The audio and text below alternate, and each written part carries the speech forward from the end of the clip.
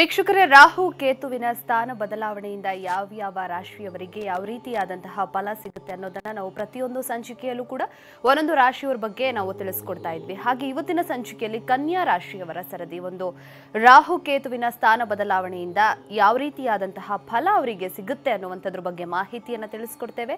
ಎಂದಿನಂತೆ ಇಂದು ಕೂಡ ನಮ್ಮ ಕಾರ್ಯಕ್ರಮದಲ್ಲಿದ್ದಾರೆ ಜ್ಯೋತಿಷ್ಯ ವಿದ್ವಾನ್ ಆಚಾರ್ಯ ತಾಮ್ರಪರ್ಣಿ ಗುರೂಜಿಯವರು. ಬನ್ನಿ ಗುರುಗಳನ್ನ ಕಾರ್ಯಕ್ರಮಕ್ಕೆ ಸ್ವಾಗತ ಮಾಡೋಣ. ಗುರುಜಿ ನಮಸ್ತೆ, ಶುಭೋದಯ ಕಾರ್ಯಕ್ರಮಕ್ಕೆ ಸ್ವಾಗತ. ಕಲ್ಯಾಣಾದ್ಭುತ ಗಾತ್ರಾಯ ಕಾಮಿತಾರ್ಥ ಪ್ರದಾಯಿನೇ ಶ್ರೀಮತ್ ವೆಂಕಟನಾಥಾಯ ಶ್ರೀನಿವಾಸಾಯ ತೇ ನಮಃ. ಕರೋತು ಮಮ ಕಲ್ಯಾಣಂ ಹರಿ ಹಯಮುಖಾಭಿದಃ ಗುರುಶ್ಚ ಮಧ್ವನಾಮಾಮೇ ವರದೋಸ್ತು ನಿರಂತರಂ. ಗುರುಜಿ, ಒಂದು ರಾಹು ಕೇತುವಿನ ಸ್ಥಾನ ಬದಲಾವಣೆಯಿಂದ ಇವತ್ತಿನ ಸಂಚಿಕೆಯಲ್ಲಿ ಕನ್ಯಾ ರಾಶಿಯವರ ಬಗ್ಗೆ ತಿಳಿಸ್ಕೊಡಿ ಗುರುಜಿ. ಏನೇನು ಫಲ ಸಿಗುತ್ತೆ ಅವರಿಗೆ? ಕನ್ಯಾ ಮತ್ತು ಮಿಥುನ ಎರಡು ಬುಧಂದೆ, ಆದರೆ ಸ್ವಭಾವತಃ ನಡವಳಿಕೆ, ಸ್ವಭಾವ, ಲಕ್ಷಣ ಎಷ್ಟು ಡಿಫ್ರೆನ್ಸ್ ಇರುತ್ತೆ ಅಂದರೆ ಅದೇನೇ ರಾಶಿಯನ್ನು ನಾವು ಕೈನ ಹೀಗೆ ಮಾಡಬೇಕು. ನಾನು ಹೇಳಿದ್ದೆ, ಇದ್ರೂ ಹೇಳ್ತೀನಿ. ಹೀಗೆ ಮೇಷದಿಂದ ಪ್ರಾರಂಭ, ಮೇಲೆ ಮೇಷ ಮತ್ತು ವೃಶ್ಚಿಕ ಎರಡು ಕುಜಂದು, ಪಕ್ಕದಲ್ಲಿಡುವ ಶುಕ್ರ ಎರಡು ಹೀಗೆ, ಮತ್ತು ಬುಧನ ಇಡುವ ಅಂದರೆ ಮಿಥುನಕ್ಕೆ ಅದು ಎರಡು ಕನ್ಯಾ ಮತ್ತು ಮಿಥುನ. ಸ್ವಲ್ಪ ಹೀಗೆ ಶಾರ್ಟ್ ಮಾಡಿ ಕರ್ಕಾಟಕ ಮತ್ತು ಸಿಂಹ, ಮತ್ತು ಈ ಕಡೆ ಲೆಫ್ಟಲ್ಲಿ ತಿರ್ಗಾ ಹೀಗೆ ಅಗಲ ಮಾಡಿ ಧನುಸ್ಸು ಮತ್ತು ಮೀನ, ಚೂರು ಶಾರ್ಟ್ ಮಾಡಿ ಶನಿದು ಕುಂಭ ಮತ್ತು ಮಕರ. ನಾವು ಕಂಡಿಡ್ಕೊಳ್ಳೋ ರೀತಿಯಲ್ಲೇ ಸ್ಪಷ್ಟ ಹೇಳ್ಬೋದು. ಬದಲಾವಣೆ, ಯಾವುದೊಂದು ಬದಲಾವಣೆ ಆದರೂ, ಗ್ರಹಗತಿಗಳ ಬದಲಾವಣೆ, ನಮ್ಮ ಜೀವನದಲ್ಲಿ ಚಿಕ್ಕ ಬದಲಾವಣೆ. ಹೇಗೆಂದರೆ ಒಬ್ಬರು ಉದ್ಯೋಗ ಮಾಡ್ತಿರ್ತಾರೆ, ಭಾಳ ದಿವಸಗಳಿಂದ ಮಾಡ್ತಿರ್ತಾರೆ, ಅವ್ರಿಗೆ ಮತ್ತೆ ತಿರ್ಗಾ ಬೆಳೀಲಿಕ್ಕೆ ಸಾಧ್ಯ ಆಗ್ತಾಯಿಲ್ಲ. ಈ ಜಾಬ್ ಬಿಡಬೇಕಂತಿದ್ದೀನಿ, ಬೇರೆ ಜಾಬ್ ಹುಡುಕ್ಲಿಕ್ಕೆ ಪ್ರಯತ್ನ ಮಾಡ್ತಿದ್ದೀನಿ, ಸಿಗುತ್ತಾ? ನಾನು ಫಾರಿನ್ಗೆ ಹೋಗ್ತೀನ? ಹೀಗೆಲ್ಲ ಪ್ರಶ್ನೆ. ಈಗ ಮಾಡ್ತಿದ್ದಿದ್ದು ಒಂದು bird in the worth, two in the bush ಅಂತ. ಒಂದು ಪಕ್ಷಿ ನಮ್ಮ ಕೈಯಲ್ಲಿದ್ದರೆ ಇನ್ನೊಂದು ಹಾರ್ಕೊಂಡು ಆ ಜಾಗಕ್ಕೆ ಅದನ್ನು ಹುಡ್ಕೊಂಡು ಇನ್ನೊಂದು ಬರ್ಬೋದು. ಸೊ ಆವಾಗ ನಾವು ಸಜೆಸ್ಟ್ ಮಾಡೋದು ಏನಿರುತ್ತೆ ಅಂದರೆ, ನೀವು ಇನ್ನೊಂದು ಜಾಬ್ ಸಿಕ್ಕಿದ ಮೇಲೆ ಬಿಡಿ ಅಂತ. ಒಂದು ಸ್ಯಾಚುರೇಷನ್ ಅಂತ ಒಂದು ಜಾಗದಲ್ಲಿ ಇದೆಯಾ, ಒಂದು ಬಿಸ್ನೆಸ್ ಮಾಡ್ತಿದ್ಯಾ, ಇದನ್ನು ಸಾಕು, ಯಾಕೋ ಸರಿ ಹೋಗ್ತಿಲ್ಲ, ಬಿಟ್ಬಿಡೋಣ ಅಂತ ಅನಿಸುತ್ತೆ. ವೈರಾಗ್ಯ ಬರ್ತದೆ. ಯಾಕಂದರೆ ಅದರಲ್ಲಿರುವಂಥ ಪ್ರೋಸ್ ಆ್ಯಂಡ್ ಕಾನ್ಸ್ ಭಾಳಷ್ಟು ಕಷ್ಟ. ಅದನ್ನು ದಾಟಬೇಕು. ದಾಟಿದರೆ ಸ್ಯಾಚುರೇಷನ್ ಅಂತ ಕರಿತೀವಿ. ಅದನ್ನು ದಾಟಿದರೆ ನೀನು ಉತ್ತಮ ಸ್ಥಿತಿಗೆ ಬರ್ತೀಯ. ಆ ಟೈಮಲ್ಲಿ ಏನಾದ್ರು ನೀನು ಬೇಜಾರಾಗೋಗ್ಬಿಟ್ರೆ ನಿನಗೆ ಕಷ್ಟ ಆಗ್ತದೆ. ಯಾವತ್ತು ನಾಲ್ಕನೇ ಮನೆ ಅನ್ನೋದು ಯಾವುದೇ ಗ್ರಹಗಳಿದ್ದರೂ ಅದರ ಸಂಬಂಧಪಟ್ಟ ಆ್ಯಕ್ಷನ್ ಸ್ಟಾರ್ಟ್ ಆಗುತ್ತೆ. ಯಾವುದೇ ಇದ್ದರೂ ಕನ್ಯಾ ರಾಶಿಗೆ ನಾಲ್ಕನೇ ಮನೆ ಹಿಂದೆ, ಇದು ರಿವರ್ಸಲ್ಲೇ ನೋಡಿದ್ರೆ ತನ್ನ ಬುಧನ ಮನೆಯಲ್ಲಿ ಪುನರ್ವಸು ನಕ್ಷತ್ರದಲ್ಲಿ ಬದಲಾವಣೆಗೋಸ್ಕರ, ಅಥವಾ ನಾಲ್ಕು ಅನ್ನೋದು ವಾಹನ, ತಾಯಿ, ಮನೆ ಇತ್ಯಾದಿಗಳು, ಆ ಸ್ಥಾನ ಬದಲಾವಣೆಗೆ ಆತುರ ಜಾಸ್ತಿ ಆಗಿದೆ. ಈಗ ಕಾರ್, ವಾಹನ ಸಾಕು, ಚೇಂಜ್ ಮಾಡಿಬಿಡೋಣ, ಬೈಕು ಅಟ್ಲೀಸ್ಟ್ ಏನಾದ್ರು ಒಂದು ಚೇಂಜ್ ಮಾಡೋಣ. ಎಷ್ಟು ದಿವಸ ಇದನ್ನೇ ಓಡಿಸೋದು ಸರಿ ಇಲ್ಲ, ತುಂಬ ಟ್ರಬಲ್ ಕೊಡ್ತಾ ಇದೆ ಅಂತನ್ನುವಂಥದ್ದು. ಇಷ್ಟು ದಿನ ಅದಿರಲಿಲ್ಲ, ದೇವ್ರು ಕೊಟ್ಟದ್ದು, ಹೇಗೋ ಕುಂತ್ಕೊಂಡು ಕುಡಿಸ್ಕೊಂಡು ಹೋಗ್ತೀನಿ, 4 ವೀಲ್ ಸುತ್ತಿದ್ರೆ ಸಾಕು ಅಂತ ದಡನ್ನಾಗಿ ಬಂದ್ಬಿಡುತ್ತೆ. ಈಗ ಯೋಚನೆ ಬಂದುಕೊಳ್ಳೆ ಬದಲಾಯಿಸಬೇಕು. ಬದಲಾಯಿಸೋದು ಹೇಗೆ ಇದೆ. ಆಗ ಇವಾಗ ಡಾಕ್ಟ್ರು ಹೇಳಿದ್ದು ಹಾಲನ್ನು, ರೋಗಿ ಬಯಸಿದ್ದು ಹಾಲನ್ನು ಕರೆಕ್ಟಾಗಿ 4ನೇ ಮನೆಗೆ ರಾಹು ಪ್ರವೇಶ ಆಗೋಯ್ತು. ತಾಯಿಯ ಅನುಕೂಲ, ತಾಯಿಯ ಆರೋಗ್ಯದಲ್ಲಿ ಸುಧಾರಣೆ. ತಾಯಿ ಏನಾದರೂ ಕೋಪಿಸ್ಕೊಂಡಿದ್ರೆ ನಿಮ್ಮ ಮೇಲೆ, ಯಾವತ್ತೂ ಕೋಪಿಸ್ಕೊಳ್ಳಲ್ಲ, ಏನೋ ಒಂದು ಮಾತಿನಿಂದ ಕೋಪಿಸ್ಕೊಂಡ್ರೆ ಅದರ ಸಮಾಧಾನ. ಮನೆ, ವಾಹನ, ಈ ಬದಲಾವಣೆಗಳೆಲ್ಲ ಕನ್ಯಾ ರಾಶಿಗೆ ಉಂಟು. ಗುರುಗಳು ಈಗ 3ನೇ ಮನೆಯಲ್ಲಿ, ಋಣ, ರೋಗ, ಶತ್ರುಗಳ ಮನೆಯಲ್ಲಿ 3 ಅಂದರೆ ಅಲ್ಲಿರುವಂಥದ್ದು ಏನೇನಿದೆ ಸಮಸ್ಯೆಗಳು ಅದನ್ನು ಬಗೆಹರಿಸ್ತಾ ಹೋಗ್ತಾರೆ. 4ಕ್ಕೆ ಪ್ರವೇಶ ಅಲ್ಲ, ದೃಷ್ಟಿ ಮಾರ್ಚ್ 26ಕ್ಕೆ ಶುರು ಆಗ್ತದೆ. ಮಾರ್ಚ್ 26ಕ್ಕೆ ಯಾವಾಗ ಗುರುಗಳಿಂದ ಅನುಕೂಲ ಆಗ್ತದೆ? ಒಂದು ಯಾವ ಚಾರದಲ್ಲಿ ಒಂದು ಗ್ರಹಗಳ ಬದಲಾವಣೆ ಆಯಿತು. ಈ ವರ್ಷ ಯಾರು ರಾಜ ಯಾರು ಮಂತ್ರಿ ಅಂತ ಯುಗಾದಿ ಹಬ್ಬದಲ್ಲಿ ನೋಡುವಂಗೆ ಈ ವಿಚಾರವನ್ನು ನೋಡಬೇಕು. ಅಂದರೆ ಪುನರ್ವಸು ನಕ್ಷತ್ರಕ್ಕೆ ಹೋಗ್ತಾರೆ. ಮೇಯಿಂದ ಅಕ್ಟೋಬರ್ ತನಕ ಆರಿದ್ರ ನಕ್ಷತ್ರದಲ್ಲಿ ಇರ್ತಾರೆ. ಮತ್ತು ಇನ್ನೊಂದು ಉಳಿದಂಥ ಆರಿದ್ರ ನಕ್ಷತ್ರ ಆದಮೇಲೆ ಬಿಡ್ತಾರೆ. ಸೊ ಯಾವ ನಕ್ಷತ್ರದ ಅಧಿಪತಿ ಆಗಿರ್ತಾರೋ ಅವರಿಗೆ ಅನುಕೂಲ ಆಗ್ತದೆ. ಮಿಥುನ ರಾಶಿ ಅನ್ನೋದು ಒಂದು ಸ್ನೇಹಿತನ ಮನೆಯ ರಾಹುಗೆ ಒಳ್ಳೊಳ್ಳೆ ಕಾರ್ಯಗಳನ್ನು ಮಾಡಲಿಕ್ಕೆ ತಯಾರು. ಇಷ್ಟು ದಿವಸ ಕೋಪಿಸ್ಕೊಂಡಿದ್ದ ರಾಹು ಸಡನ್ನಾಗಿ ಒಳ್ಳೆಯವರಾಗ್ಬಿಟ್ರು. ಏನಪ್ಪ ಇದು, ನಮಗೆ ಬಹಳಷ್ಟು ತೊಂದರೆಗಳಿತ್ತು, ರಾಹುನಿಂದ ಕಷ್ಟ ಅಂತಿದ್ದವರೇ ನಮಗೆ ಕೆಡುವವನು ಕೆಡಿಸುವವನು ಕೆಟ್ಟರೆ ಸಿಗುತ್ತೆ ರಾಜಯೋಗ ಅಂತ. ಒಂಥರ ಅದ್ಭುತವಾದ ರಾಜಯೋಗ ಸಿಕ್ಕುವ ಸಾಧ್ಯತೆ ಉಂಟು. ನಾವು ಹಿಂದೆ ಕೂಡ ಕರ್ಕಾಟಕ ರಾಶಿಗೆ ಹೇಳಿದ್ವಿ, ಕರ್ಕಾಟಕ ರಾಶಿಯಲ್ಲಿ ಬಿಟ್ಟು ಹೋಗ್ತಾ ಇದೆ ಸ್ವಾಮಿ, ಗ್ರಹಣ ಮುಗಿತು ನಿಮಗೆ, ಆ ಸಮಯದಲ್ಲಿ ನೀವು ಮಾಡಿದ ಜಪ ಪುಣ್ಯಗಳೆಲ್ಲವೂ ಮುಗಿತು, ಪೀಡೆ ಹಿಡಿದಿತ್ತು. ರಾಹು ಅನ್ನೋದು ಒಂದು ಥರ ಗ್ರಸ್ತ ಚಂದ್ರಗ್ರಹಣ ಇತ್ತು. ಹಿಂದೆ 2015-14ರಲ್ಲಂತೂ ತೀರಾ ವರ್ಸ್ಟ್ ಕಂಡೀಷನ್ ರಾಹು ಕರ್ಕಾಟಕ ರಾಶಿಯವರು ಹೋಗಿದ್ದರು. ಈಗ ಎಲ್ಲ ಥರದಲ್ಲಿಯೂ ಗುರುಗಳಿಂದ ಅನುಕೂಲ, ರಾಹುನಿಂದ ಅನುಕೂಲ, ಸೂರ್ಯನಿಂದ ಅನುಕೂಲ, ಎಲ್ಲವೂ ಸ್ಟೇಜ್ ಸೆಟ್ಟಾಗಿದೆ. ಈಗ ಮುಂದಕ್ಕೆ ಹೋಗಲಿಕ್ಕೆ ಹೇಗೋ ಹಾಗೆ ಕನ್ಯಾ ರಾಶಿಯವರಿಗೆ ಹೆಣ್ಣು ಸಿಗ್ತಾ ಇಲ್ಲ, ಅವರು ಒಪ್ತಾ ಇಲ್ಲ. ಚಂದ ಇವರು ಯಾವತ್ತೂ ಕನ್ಯಾ ರಾಶಿಯವರು ನೋಡ್ಲಿಕ್ಕೆ ಭಾಳ ಚಂದ, ಸ್ವಲ್ಪ ಹೈಟ್ ಕಮ್ಮಿ ಅದಿರಲಿ, ಇದ್ರ ಮುಖದಲ್ಲಿ ಒಳ್ಳೆಯ ಕಳೆ, ಆ ಕಳೆಯೆಲ್ಲ ಇರುವಂಥ ಸಾಧ್ಯತೆಗಳು ಇತ್ತು. ಎಲ್ಲ ಚೆನ್ನಾಗಿದ್ದಾರೆ ರೀ, ಆದರೂ ಏನೂ ಆಗ್ತಾಯಿಲ್ಲ, ನಾವು ಏನು ಮಾಡಬೇಕಂತ ಗೊತ್ತಾಗ್ತಾ ಇಲ್ಲ. ಏನು ತಪ್ಪಾಗಿದೆ? ಹುಡುಗ ಚೆನ್ನಾಗಿದ್ದಾನೆ, ಹುಡುಗಿ ಆಗಲಿ ಹುಡುಗ ಆಗಲಿ ಚೆನ್ನಾಗಿದ್ದಾರೆ. ಚಂದ ಅಂದರೆ ಚರ್ಮನ, ಲಕ್ಷಣನ, ಮುಖ ಕಳೆಯ, ಉದ್ಯೋಗನ, ಶ್ರೀಮಂತಿಕೆನ, ಏನು ಕಳೆ ಇದು ಯಾವುದೂ ಇರಲಿಲ್ಲ. ಹಾಗಾಗಿ ಅದೆಲ್ಲವೂ ಯಾರಿಗೆ ಚಂದ ಕಾಣ್ತಿರ್ಲಿಲ್ವೋ ಅವರಿಗೆ ಒಳ್ಳೆಯದಾಗ್ತದೆ, ಅವರೇ ಈಗ ಚೆನ್ನಾಗಿಯೂ ಆಗ್ತಾರೆ, ಮದುವೆ ಫಿಕ್ಸ್ ಆಗ್ತದೆ. ಮುಖ್ಯ ಇದು ಏನಾದ್ರು ಒಂದು ಸಮಯ ಬಂದು ಕೇಳ್ತಾರೆ ನಮ್ಮಲ್ಲಿ, ಏನಾದ್ರು ಮದುವೆ ಯೋಗ ಇದೆಯಾ, ಯಾಕೆ ಹಿಂಗೆಲ್ಲ ಮಾಡ್ತೀರಿ ಮಾತಾಡ್ತೀರಿ ಅಂತೀನಿ ನಾನು. ಎಲ್ಲಿ ಗುರುಗಳೇ ನೋಡಿ ಸಾಕಾಗೋಗಿದೆ. ಇಲ್ಲ, ಅದರದ್ದು ಮಾತೆಲ್ಲ ಅಳಿಸುವ ಸಾಧ್ಯತೆ, ಒಂದು ತಪ್ಪಾದ ಅಕ್ಷರವನ್ನು ಬರೆದು ಅಳಿಸಿದಂಗೆ ಆ ಥರ ಅಳಿಸುವಂಥ ಈ ಕನ್ಯಾ ರಾಶಿಗೆ ರಾಹುನಿಂದ ಅನುಕೂಲ, ಕೇತುವಿನಿಂದ ಆಗುವ ಅನುಕೂಲ ಏನು ಹೇಳೋಣ. ಸರಿ ಗುರುಜಿ, ಮತ್ತಷ್ಟು ಮಾತನಾಡೋಣ. ವೀಕ್ಷಕರೇ, ಕಾರ್ಯಕ್ರಮ ಮುಂದುವರಿಯುತ್ತೆ ಪುಟ್ಟ ವಿರಾಮದ ನಂತರ.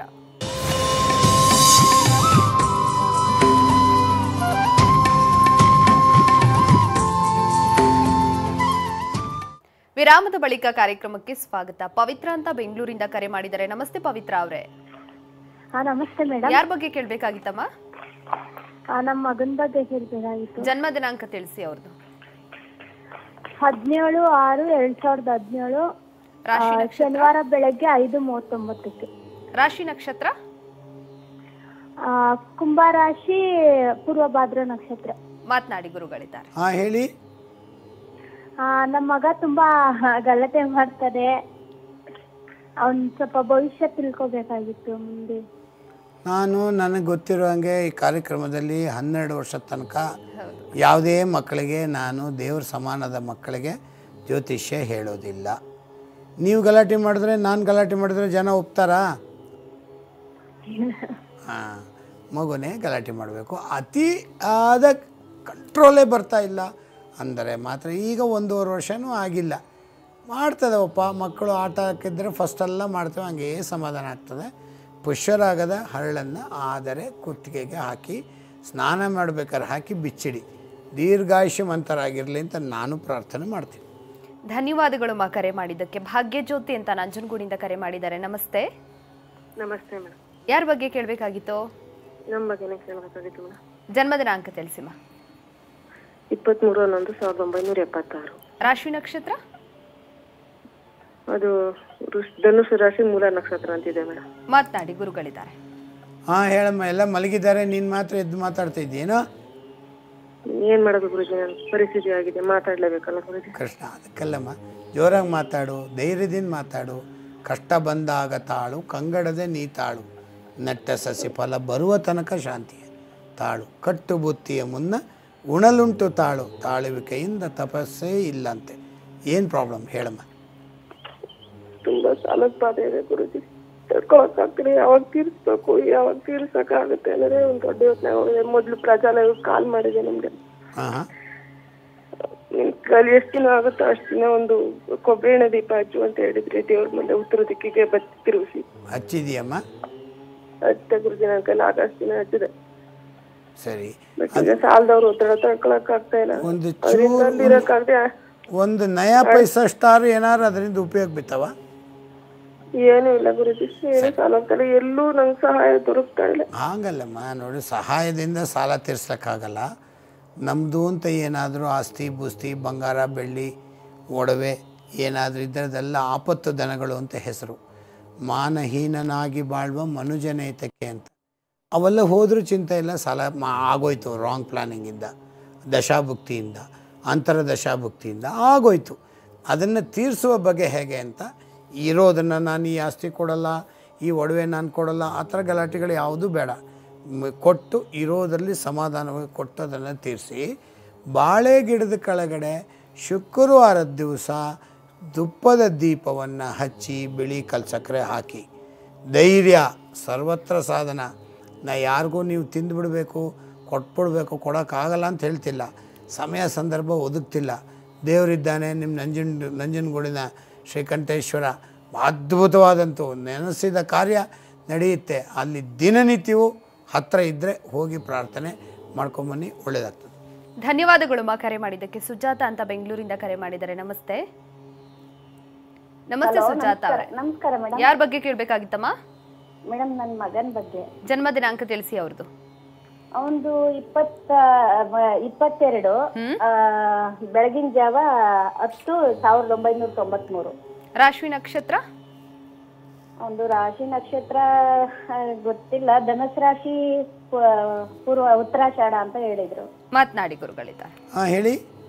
ನಮಸ್ಕಾರ ಗುರುಗಳ, ನಾನು ನಿಮ್ಮ ಹತ್ರ ಬಂದಿದ್ದೆ ಒಂದ್ಸಾರಿ. ಹಾಂ ಅವಾಗ ಇದು ಸ್ವಲ್ಪ 2-3 ಸಾರಿ ಬಂದಿದ್ದೀನಿ, ಪೂಜೆ ಮಾಡ್ಕೊಟ್ಟಿದ್ರೆ. ಇವನ್ಗೆ ಎಲ್ಲಾ ಕಡೆ ಬಾ ಬಾ ಅಂತ ಕರೀತಾರೆ ಕೆಲ್ಸಕ್ಕೆ, ಹೋಗ್ತಾನೆ ಬರ್ತಾನೆ. ಆಗ್ಲೇ 25 ವರ್ಷ ಆಗಿದೆ. BE mechanical ಓದಿದ್ದಾನೆ. ನನ್ಗೊಂದ್ ಒಳ್ಳೆ ಜಾಬ್ ಆಗ್ಬೇಕು. ಬಂದಿದ್ದೆ ನಾನು. ಇರಲಿ ನಾ ಹೇಳೋದು ತಗೊಳ್ಳಿ. ಇಂಜಿನಿಯರಿಂಗ್ ಅಂದ್ರೆ ಒಟ್ಟಾರೆ ಕಷ್ಟ ಇದೆ, ಹೌದಾ? ನೀವು ನಾನು ಅಲ್ಲ, ನಾನೇ ಇಂಜಿನಿಯರಿಂಗ್ ಓದಿದ್ರು ಕಷ್ಟ ಇದೆ. ಯಾಕಂದರೆ ತುಂಬ ಕಾಂಪಿಟೇಷನ್ ಇದೆ. ರಾಶಿ ನಕ್ಷತ್ರ ನೀವು ಕರೆಕ್ಟಾಗಿ ಹೇಳಲಿಲ್ಲ. ಈಗಲೂ ಧನುರಾಶಿ ಅಂತ ಏನೋ ಹೇಳ್ದಂಗಿತ್ತು, ಹೌದಲ್ಲ? ಧನುರಾಶಿಗೆ 7.5 ಇದೆ. ಬೇರೆ ಊರಿಗೆ ಹೋಗಿ ಜಾಬ್ ಮಾಡ್ತೀನಿ ಅಂದರೆ ಬೇಗ ಕೆಲಸ ಆಗುತ್ತೆ. ಗುರುವಾರದ ದಿವಸ 2 ಬಾಳೆಹಣ್ಣು ಬೆಲ್ಲ ಒಂದು 3 ಗುರುವಾರ ಕೊಡಿ, 4ನೇ ವಾರದಲ್ಲೆಲ್ಲ ಒಳ್ಳೆ ಸುದ್ದಿ ಬರುತ್ತೆ. ಧನ್ಯವಾದಗಳು ಮಾ ಕರೆ ಮಾಡಿದ್ದಕ್ಕೆ. ಶೋಭಾ ಅಂತ ಬಳ್ಳಾರಿಯಿಂದ ಕರೆ ಮಾಡಿದ್ದಾರೆ. ನಮಸ್ತೆ. ಹಲೋ, ನಮಸ್ತೆ ಶೋಭಾ ಅವರೇ. ಹೇಳಿ ಮೇಡಮ್. ಯಾರ ಬಗ್ಗೆ ಕೇಳಬೇಕಾಗಿತ್ತು? ನಮ್ಮ ಬಗ್ಗೆನೇ ಕೇಳಬೇಕಾಗಿತ್ತು. ಜನ್ಮ ದಿನಾಂಕ ತಿಳಿಸಿ ನಿಮ್ದು. ಜನ್ಮ ದಿನಾಂಕ 9/7/87. ರಾಶಿ ನಕ್ಷತ್ರ? ಜ್ಯೇಷ್ಠ ನಕ್ಷತ್ರ, ವೃಶ್ಚಿಕ ರಾಶಿ, 2ನೇ ಪಾದ. ಮಾತನಾಡಿ ಗುರುಗಳಿದ್ದಾರೆ. ಹಾಂ ಹೇಳಿ. ಹಲೋ ಗುರುಜಿ. ಹಾಂ ಗುರುಜಿ ಅವರೇ, ನನ್ನ ಬಗ್ಗೆ ಸ್ವಲ್ಪ ತಿಳ್ಕೊಬೇಕಾಗಿತ್ತು. ಹೇಳಿ, ಏನು ತಿಳ್ಕೊ? ನಂದು ಡೇಟ್ ಆಫ್ ಬರ್ತ್ 9/7/1987. ವೃಶ್ಚಿಕ ರಾಶಿ, ಜ್ಯೇಷ್ಠ ನಕ್ಷತ್ರ, 2ನೇ ಪಾದ ಗುರುಜಿ. TV ವಾಲ್ಯೂಮ್ ಕಡಿಮೆ ಮಾಡಿ ಫಸ್ಟ್. ಸರ್, ಕಡಿಮೆ ಮಾಡಿದ್ದೀನಿ ಗುರುಜಿ. ಹಾಂ ಹೇಳಿ, ಏನು ಕೇಳಬೇಕು? ಏನಾದರೂ ಫ್ಯೂಚರಲ್ಲಿ ಏನಿದೆ ಅಂತ ಕೇಳಕ್ಕೆ. ಫ್ಯೂಚರ್ ಅಂದರೆ ಏನು ಮಾಡ್ತೀರಿ, ಏನು ಕೇಳಬೇಕು? ಏನು ಕೆಲಸ ಮಾಡ್ತಿಲ್ಲ ಗುರುಜಿ, ಸ್ವಲ್ಪ ಮದುವೆ ತೊಂದರೆ ಆಗ್ತಿದೆ. ಅದು ಹೇಳಿ ಅಷ್ಟೇ. ನಾನು ಹೇಳೋದು ಫ್ಯೂಚರ್ ಅಂದರೆ ಜಾತಕ ಬೇಕು, ಹಸ್ತರೇಖೆ ಬೇಕು, ಎಲ್ಲವನ್ನು ಈ ವರ್ಷದಲ್ಲಿ ಹಿಂಗೆ ಆಗುತ್ತೆ ಅಂತ ಹೇಳ್ಬೋದು. ಈಗ ಸಿಕ್ಕುವ ನಿಮ್ಮದು 1 ನಿಮಿಷ 2 ನಿಮಿಷ ಸಮಯದಲ್ಲಿ ನಮ್ಮ ಕೈಲಾದದ್ದು ಹೇಳಬೇಕು. ನಿಮ್ಮದು ರಾಶಿ ನಕ್ಷತ್ರ ಇನ್ನೊಮ್ಮೆ ತಿಳಿಸಿ. ಅದೇ ಅದು ಜ್ಯೇಷ್ಠ ನಕ್ಷತ್ರ, ವೃಶ್ಚಿಕ ರಾಶಿ, 2ನೇ ಪಾದ ಗುರುಜಿ. ವೃಶ್ಚಿಕ ರಾಶಿಗೆ 7.5 ಮುಗಿತಾ ಇದೆ. ಏಪ್ರಿಲ್ 20ಕ್ಕೆಲ್ಲ ಪ್ರಯತ್ನ ಚೆನ್ನಾಗಿ ಪಟ್ಟು 1.5 kg ತೊಗರಿಬೇಳೆ ದಾನ ಕೊಟ್ಟರೆ ಬೇಗ ಕ್ಲಿಯರ್ ಆಗುತ್ತೆ ನಿಮ್ಮ ಮದುವೆ ವಿಚಾರ. ಆಗ ಯಾವಾಗಲಾರ ಆದರೆ ಅಕ್ಕಪಕ್ಕ ತೋರಿಸಿ, ಅಥವಾ ನೀವು ಬಂದು ಜಾತಕ ತೋರಿಸಿ ನನ್ನ ಕೈಲಾದಿದ್ದು ಹೇಳ್ತೀನಿ. ಧನ್ಯವಾದಗಳು ಮಾ ಕರೆ ಮಾಡಿದ್ದಕ್ಕೆ. ಗಾಯತ್ರಿ ಅಂತ ತುಮಕೂರಿಂದ ಕರೆ ಮಾಡಿದ್ದಾರೆ. ನಮಸ್ತೆ. ಓಕೆ ಗುರುಗಳೇ. ನಮಸ್ತೆ. ಹಾ ನಮಸ್ತೆ. ನಮಸ್ತೆ. ಯಾರ ಬಗ್ಗೆ ಕೇಳ್ಬೇಕಾಗಿತ್ತು ಗಾಯತ್ರಿ ಅವರು? ನಾನು ನನ್ನ ಮಗನ ಬಗ್ಗೆ ಕೇಳ್ಬೇಕಾಗಿತ್ತು. ಜನ್ಮ ದಿನಾಂಕ ತಿಳಿಸಿಮ್ಮ ಅವ್ರದ್ದು. 7/17/1987. ರಾಶಿ ನಕ್ಷತ್ರ? ರೇವತಿ ನಕ್ಷತ್ರ, ಮೀನ ರಾಶಿ. ಮಾತನಾಡಿ ಗುರುಗಳಿದ್ದಾರೆ. ಹೇಳಿ. ನಮಸ್ತೆ ಗುರುಗಳೇ. ನಮಸ್ಕಾರ. ನನ್ ಮಗಂದು ಅವನು ಅಮೆರಿಕದಲ್ಲಿ ಇದ್ದಾನೆ, BEMS ಮಾಡಿ ಸಾಫ್ಟ್ವೇರ್ ಇಂಜಿನಿಯರ್. ಅವನು ಡೈವರ್ಸ್ ಆಯ್ತು. ಅವನು ಮದ್ವೆ ಆಗಿ 4 ತಿಂಗಳಿಗೆ ಡೈವರ್ಸ್ ಆಯ್ತು. ಈಗ ನೋಡ್ತಾ ಇದೀವಿ ಸ್ವಾಮೀಜಿ. ಅವಳು ಬಂದದೇನು ತಾಯಿ ಮಕ್ಕಳಿಗೆ ಇಷ್ಟ ಇರ್ಲಿಲ್ಲಂತೆ, ಒತ್ತಾಯ ಮಾಡಿದ್ರಂತೆ.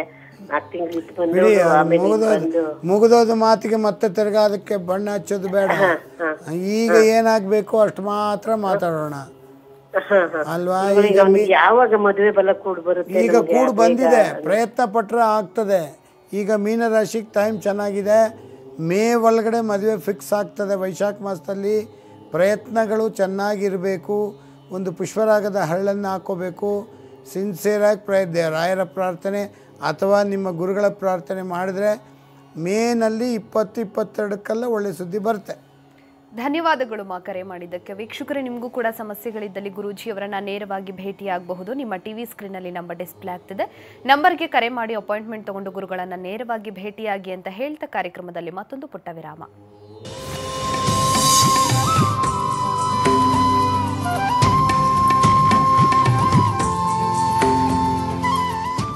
ವಿರಾಮದ ಬಳಿಕ ದಿವ್ಯ ಜ್ಯೋತಿ ನೇರ ಪ್ರಸಾರ ಕಾರ್ಯಕ್ರಮಕ್ಕೆ ಮತ್ತೆ ಸ್ವಾಗತ. ಮಂಜುಳಾ ಅಂತ ಮೈಸೂರಿಂದ ಕರೆ ಮಾಡಿದ್ದಾರೆ. ನಮಸ್ತೆ ಮಂಜುಳಾ ಅವರೇ. ಯಾರ ಬಗ್ಗೆ ಕೇಳಬೇಕಾಗಿತ್ತಮ್ಮ? ನಮ್ಮ ಮಗನ ಬಗ್ಗೆ ಕೇಳಬೇಕು. ಜನ್ಮ ದಿನಾಂಕ ತಿಳಿಸಿ ಅವ್ರದ್ದು. 7ನೇ ತಾರೀಕು 9ನೇ ತಿಂಗಳು 1993ನೇ ಇಸ್ವಿ. ರಾಶಿ ನಕ್ಷತ್ರ? ಇದು ಕೃತಿಕ ನಕ್ಷತ್ರ, ಋಷಭ ರಾಶಿ. ಮಾತನಾಡಿ ಗುರುಗಳಿದ್ದಾರೆ. ಹೇಳಿ. ನಮಸ್ತೆ ಅಕ್ಕ. ಗುರುಗಳೇ ಹೇಳಿ. ನಮ್ಮ ಮಗನ ಬಗ್ಗೆ ಮದುವೆ ಬಗ್ಗೆ ಕೇಳ್ಬೇಕಾಯ್ತು. ಮಗ ಅಂತಂದ್ರು ಆಗ್ಲೇನೋ ಮಾವ ಅಂದಂಗಿತ್ತು. ಮಗ ಮಗ ಇಲ್ಲ ಮಗ ಮಗ ಅದೇ ಯೋಚನೆ ಮಾಡ್ತಾ ಇದ್ದೆ ನಾನು. ಏನು ಕೇಳ? ಮದುವೆ ಬಗ್ಗೆ ಕೇಳ್ಬೇಕಾಯ್ತು. ಇನ್ನೊಂದ್ಸತಿ ರಾಶಿ ನಕ್ಷತ್ರ ಹೇಳಿ. ರಾಶಿ ಕೃತಿಕ ನಕ್ಷತ್ರ, ಋಷಭ ರಾಶಿ. ನಿಮ್ಮ ಮನೆಯಿಂದ ಪೂರ್ವದಲ್ಲಿ ಒಂದು ವಿಷ್ಣು ದೇವಾಲಯ ಮತ್ತು ದುರ್ಗಾ ದೇವಸ್ಥಾನ, ಹೆಣ್ಣು ದೇವರ ದೇವಸ್ಥಾನ ಇರಬೇಕಲ್ಲ? ದುರ್ಗ ಐತೆ ಮಾಸ್ತಮ್ಮ ಅಂತ. ಆಯಿತು, ಅಲ್ಲಿಗೆ ಹೋಗಿ ಈ ಒಳ್ಳೆ ಮಂಗಳವಾರ ತಪ್ಪಿದ್ರೆ ಶುಕ್ರವಾರ ಒಂದು ಎಳ್ನೀರು, ಬೇವಿನ ಸೊಪ್ಪು, ಜೇನುತುಪ್ಪ 3 ಕೊಟ್ಟು ಅಭಿಷೇಕ ಮಾಡುವ ಪ್ರಯತ್ನ ಮಾಡಿ. ನಿಮ್ಮ ಮದುವೆ ನಿಮ್ಮ ಮನೇಲಿ ಬೇಗ ನಡೆಯುತ್ತೆ, ಒಳ್ಳೆದಾಗ್ತದೆ. ಧನ್ಯವಾದಗಳು ಮಾ ಕರೆ ಮಾಡಿದ್ದಕ್ಕೆ. ತೇಜಸ್ವಿನಿ ಅಂತ ಬೆಂಗಳೂರಿಂದ ಕರೆ ಮಾಡಿದ್ದಾರೆ. ನಮಸ್ತೆ. ನಮಸ್ತೆ. ಯಾರ ಬಗ್ಗೆ ಕೇಳಬೇಕಾಗಿತ್ತು? ನಮ್ಮ ಬಗ್ಗೆನೇ ಕೇಳಬೇಕಾಗಿತ್ತು. ಜನ್ಮ ದಿನಾಂಕ ತಿಳಿಸಿ ನಿಮ್ದು. 31/1/1970. ರಾಶಿ ನಕ್ಷತ್ರ? ತುಲಾ ರಾಶಿ, ವಿಶಾಖ ನಕ್ಷತ್ರ. ಮಾತನಾಡಿ ಗುರುಗಳಿದ್ದಾರೆ. ಹೇಳಿಮ್ಮ. ನಮಸ್ಕಾರ ಗುರುಗಳು. ನಮಸ್ಕಾರ, ಹೇಳಿಮ್ಮ. ನಮ್ಮ ಹೆಸರು ತೇಜಸ್ವಿನಿ ಅಂತ. ನಾವು ನಮ್ಮ ಹೆಸರಲ್ಲೇ ಈಗ ಮನೆ ಇದೆ ನಮ್ದು. ಕಾರಣಾಂತರದಿಂದ ಸ್ವಲ್ಪ ಮನೆ ಮಾರ್ಬೇಕು ಅನ್ಕೊಂಡಿದೀವಿ. ಮುಂದೆ ನಾವು ಮಾರಿದ್ರೆ ನಮ್ ಭೂಮಿ ಯೋಗ ಇದೆಯಾ, ಮತ್ತೆ ಯಾವ ಕಡೆ ತಾಳ್ಮೇಲೆ ಆಗುತ್ತೆ, ಯಾವಾಗ ಮಾರಿದ್ರೆ ಒಳ್ಳೇದಾಗತ್ತೆ ನಮ್ಗೆ? ಎಲ್ಲ ಪ್ರಶ್ನೆ ಒಂದರಲ್ಲೇ ಅಡಗೋಯ್ತು ಈಗ, ಹೌದಾ? ಹೌದು. ಸರಿ ಸರಿ. ಫಸ್ಟು ಕೂಸುಟ್ಟಕ್ಕೆ ಮುಂಚೆ ಕುಲ್ಲಾಯಿ ಹೊಲಿಸೋರು ಅಂತ ಆ ಕೆಲಸ ಬೇಡೋದು ಬೇಡ. ಫಸ್ಟು ಮನೆ ಆ ಜಾಗ ಮಾರಲಿಕ್ಕೆ ಕರಿ ಎಳ್ಳು, ಬಿಳಿ ಸಾಸಿವೆ ಮಂಗಳವಾರ ಒಂದು ಸಲ, ಶುಕ್ರವಾರ ಒಂದು ಸಲ ಚೂರು ಆ ಸೈಟಿನ ಮೇಲೆ ಅಥವಾ ಮನೆ ಮೇಲೆ ಹಾಕಿ. ಭೂಮಿ ಯೋಗಲ್ಲೇ ಇದ್ದಿದ್ದಕ್ಕೆ ನಿಮ್ಗೆ ಸಿಕ್ಕಿದ್ದು, ಕಾರಣಾಂತರದಿಂದ ಅದನ್ನು ಮಾರ್ತಿದ್ದೀರಿ, ಆಗುತ್ತೆ, ಒಳ್ಳೆ ರೇಟ್ ಸಿಗುತ್ತೆ. ಇವೆರಡನ್ನೂ ಕರಿ ಎಳ್ಳು, ಬಿಳಿ ಸಾಸಿವೆ ಮಂಗಳವಾರ ಒಂದು ಸಲ, ಶುಕ್ರವಾರ ಒಂದು ಸಲ ನೀವೇ ತಲೆಗೆ ಸ್ನಾನ ಮಾಡಿ ಕುಂಕುಮ ಹಚ್ಕೊಂಡು ಹೋಗಿ ಹಾಕ್ಬಿಟ್ಟು ಬನ್ನಿ, ಒಳ್ಳೆಯದಾಗ್ತದೆ. ಧನ್ಯವಾದಗಳು ಮಾ ಕರೆ ಮಾಡಿದ್ದಕ್ಕೆ. ಗುರುಜಿನ ಕೇತುವಿನ ಬದಲಾವಣೆಯಿಂದ ಕನ್ಯಾ ರಾಶಿಯವರಿಗೆ ಏನು ಫಲ ಸಿಗುತ್ತೆ ತಿಳಿಸ್ಕೊಡಿ. ಕೇತು ಇರುವ ಸ್ಥಾನವೇ ಚೆನ್ನಾಗಿದೆ ಈ ಸಲ. ಏನಾರು ಆಗಲಿ, ಯಾರಿಗಾರು ಆಗಲಿ, ಗುರುಗಳ ಪ್ರವೇಶದ ತನಕ ಸ್ವಲ್ಪ ಕಷ್ಟ. ನನಗೆಲ್ಲ ಗೊತ್ತು ಅನ್ನುವ ವಾದ ಇರುತ್ತೆ ಈ ಟೈಮಲ್ಲಿ ಕನ್ಯಾ ರಾಶಿಯವರಿಗೆ. ಮತ್ತು ಅದರಿಂದ ಏನಾಗುತ್ತೆ, ಏನು ಇಷ್ಟೊಂದು ತಲಾಟೆ ಮಾತಾಡ್ತಾ ಇದ್ದಾರೋ, ಎಲ್ಲ ಕೇಳಿದ್ರು ಗೊತ್ತು ಗೊತ್ತು ಅಂತಾರೆ ಅನ್ನುವ ಬುದ್ಧಿಗಳೆಲ್ಲ ಬರ್ತದೆ. ಆದರೆ ನಿಜವಾಗ್ಲೂ ಅವ್ರಿಗೆ ಗೊತ್ತಿರ್ತದೆ, ನಮ್ಮ ಕಣ್ಣಿಗೆ ಅದು ಹಾಗೆ ಕಾಣುತ್ತೆ. ಚರ್ಮದ ಬಗ್ಗೆ ಎಚ್ಚರಿಕೆ, ಅಂದರೆ ಈ ಸ್ಕಿನ್ ಪ್ರಾಬ್ಲಮ್ ಏನಾದರೂ ಬರಬಹುದು. ಪಾಸಿಟಿವ್ನೂ ಇದೆ, ನೆಗೆಟಿವ್ ಇದೆ ಜೀವನದಲ್ಲಿ. ನೆಗೆಟಿವ್ ಅಂತ ತೊಗೊಂಡ್ರೆ ಅದಾಗಬಹುದು. ಅದಕ್ಕಾಗಿ ಮತ್ತೆ ಭೂಮಿ ವಿಚಾರದಲ್ಲಿ ಕೇತುವಿನಿಂದ ಸ್ವಲ್ಪ ಎಚ್ಚರಿಕೆ ವಹಿಸ್ಬೇಕು ನೀವು. ಕನ್ಯಾ ರಾಶಿಯಿಂದ 4ನೇ ಮನೆಯಲ್ಲಿ ಕೇತು, ಹೀಗೆ ತೊಗೊಂಡ್ರೆ 9.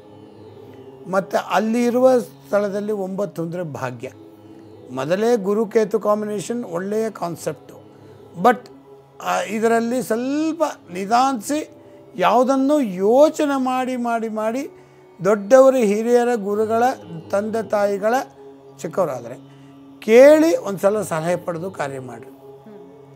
ರುದ್ರದೇವರ ಗುಡಿಗೆ ವಿಶೇಷವಾಗಿ ಪ್ರಾರ್ಥನೆ ಮಾಡ್ಕೊಳ್ಳಿ, ನಾ ಮಾಡುವ ಕೆಲಸ ಎಂದೂ ತಪ್ಪಾಗಬಾರ್ದು ಅಂತ. ಕಾರ್ಯಗಳನ್ನು ಕೆಡಿಸುವ ಸಾಧ್ಯತೆಗಳು ಉಂಟು. ವಿಘ್ನಗಳು ಬರಬಾರ್ದು ಅಂದರೆ ಗಣಪತಿಯನ್ನು ವಿಶಿಷ್ಟವಾದ ಪ್ರಾರ್ಥನೆ ಮಾಡಬೇಕು. ಗಣಪತಿ ಪ್ರಾರ್ಥನೆಯಿಂದ ಒಳ್ಳೊಳ್ಳೆ ಕಾರ್ಯಗಳು ಆಗ್ತದೆ. ಅಧಿದೇವತಾ ಪ್ರತ್ಯದೇವತಾ ಸಾಕ್ಷಾತ್ ಗಣಪತಿ. ದೂರದ ಪ್ರಯಾಣ ದೂರ ಹೋಗಬೇಕು, ನಾನು ಫಾರಿನ್ಗೆ ಹೋಗಬೇಕು, ಅಲ್ಲೋಗಿ ಸೆಟ್ಲ್ ಆಗಬೇಕು ಅನ್ನೋರು ಕೇತುವಿನಿಂದ ಕನ್ಯಾ ರಾಶಿಯವರಿಗೆ ಆ ರೀತಿಯಾದ ಸಾಧ್ಯತೆ ಉಂಟು.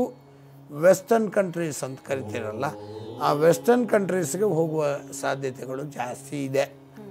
ಆದರೆ ಮದುವೆ ಕಾರ್ಯಗಳು ಇನ್ನೇನು ಆಯಿತು ಅಂದಾಗ ಅವ್ರು ಏನೋ ಬೇಡ ಅಂದರು, ಯಾಕೋ ಗೊತ್ತಿಲ್ಲ, ಚೆನ್ನಾಗೇ ಇತ್ತು, ಎಲ್ಲ ಫಿಕ್ಸ್ ಆಗಿತ್ತು. ಸಡನ್ನಾಗಿ ಅವರು ಕೊಡಲ್ಲ, ಈಗ ಆಗಲ್ಲ, ನಾವು ಮಗಳಿಗೆ ಮದುವೆ ಮಾಡಲ್ಲ, ಮಗನಿಗೆ ಮದುವೆ ಮಾಡಲ್ಲ, ಸಾರಿ ನೀವು ಬೇರೆ ಕಡೆ ನೋಡ್ಕೊಳ್ಳಿ ಅನ್ನುವ ವಾರ್ತೆ ಬರಬಾರ್ದು. ಅಂದರೆ ಈಗಲೂ ಹೇಳ್ತೀನಿ, ಗಣಪತಿ ಪ್ರಾರ್ಥನೆ ಬುಧವಾರದ ದಿವಸ ನೀವು ಸೀದಾ ಗಣಪತಿಗೆ ಹೋಗಿ ಒಳ್ಳೆ ವಿಘ್ನೇಶ್ವರ ವಿಶಾಲಾಕ್ಷ ಸರ್ವಕಾಮ ಬಲಪ್ರದ ಅವಿಘ್ನಂ ಕುರುಮೇ ದೇವ ಸರ್ವಕಾರ್ಯೇಷು ಸರ್ವದಾ.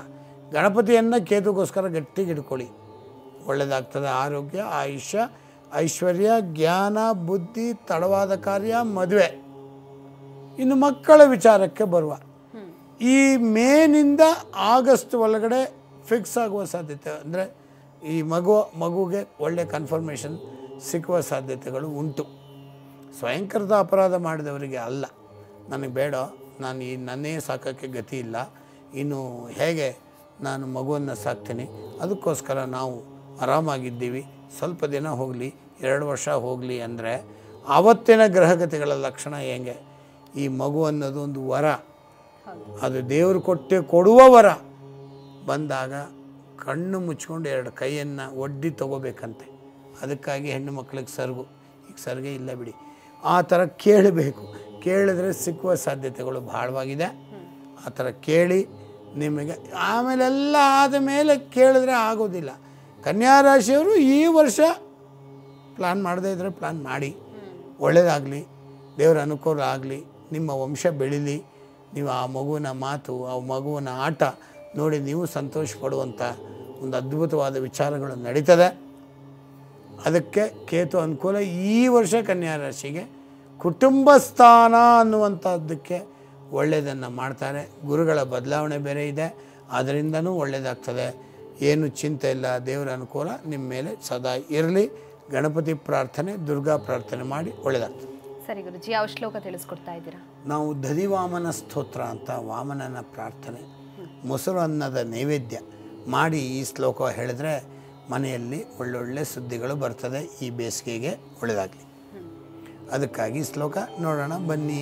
ಪದ್ಮಾಸನಸ್ಥಂ ದೇವೇಶಂ ಚಂದ್ರಮಂಡಲ ಮಧ್ಯಘಂ ಜ್ವಲಥಾ ಲಾಲನ ಪ್ರಖ್ಯಂ ತಟ ಕೋಟಿ ಸಮಪ್ರಭಂ.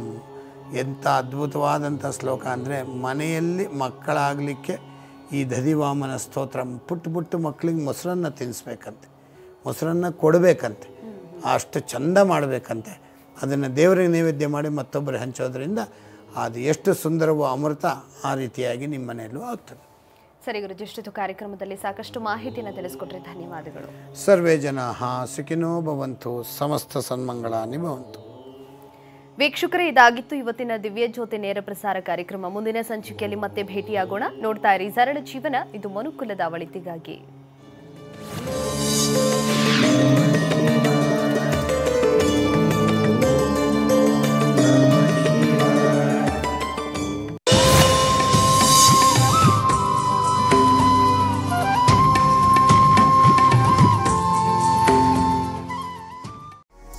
ಜೀವನ ಯೂಟ್ಯೂಬ್ ಚಾನೆಲ್ ಅನ್ನ ಸಬ್ಸ್ಕ್ರೈಬ್ ಮಾಡಿ ಹಾಗೆ ಎಲ್ಲಾ ರೀತಿಯ ವಿಡಿಯೋ ಅಪ್ಡೇಟ್ಸ್ಗಾಗಿ ಬೆಲ್ ಐಕಾನ್ ಕ್ಲಿಕ್ ಮಾಡಿ.